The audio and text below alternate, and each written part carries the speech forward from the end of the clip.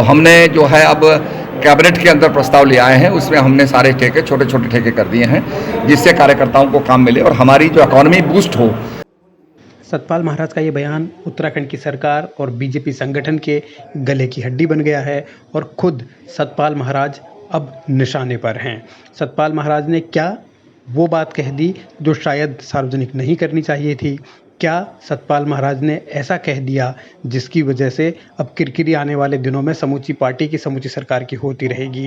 क्या सतपाल महाराज ने वो सच बतला दिया जिसकी वजह से सियासत अक्सर बदनाम होती है? क्या सतपाल महाराज ने वो सच्चाई भी बता दी कि बीजेपी की सरकार को जनता से ज़्यादा अपने कार्यकर्ताओं की परवाह है? क्या ये तमाम जो ऐसे मसले हैं, तमाम जो सवाल हैं, उन पर अब तीरथ सिंह रावत और मदन कौशिक को जवाब देना भारी पड़ेगा। वो इसलिए क्योंकि सतपाल महाराज ने जो बातें कही हैं उन पर सियासी बवाल मचा है। एक बार ज़रा पूरा बयान उनका सुन लीजिए। और निश्चित रूप में कार्यकर्ता की बात सुनेंगे और कार्यकर्ता के काम करेंगे। मेरे पास कार्यकर्ताओं ने ये कहा था कि सिंचाई के अंदर बड़े बड़े ठेके हैं, छोटे ठेके होने चाहिए। तो हमने जो है अब कैबिनेट के अंदर प्रस्ताव ले आए हैं, उसमें हमने सारे ठेके छोटे छोटे ठेके कर दिए हैं, जिससे कार्यकर्ताओं को काम मिले और हमारी जो इकॉनमी बूस्ट हो।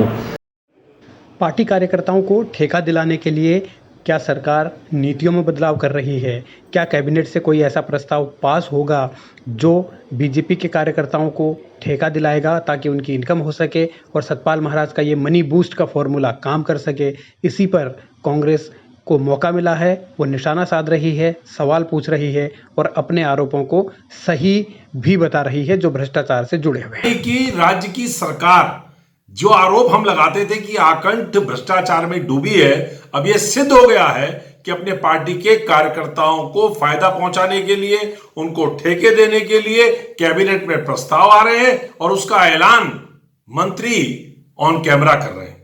अभी कुंभ के महाघोटाले से इनका पीछा छूटा नहीं कि महाराज ने इनकी और पोल खोल दी।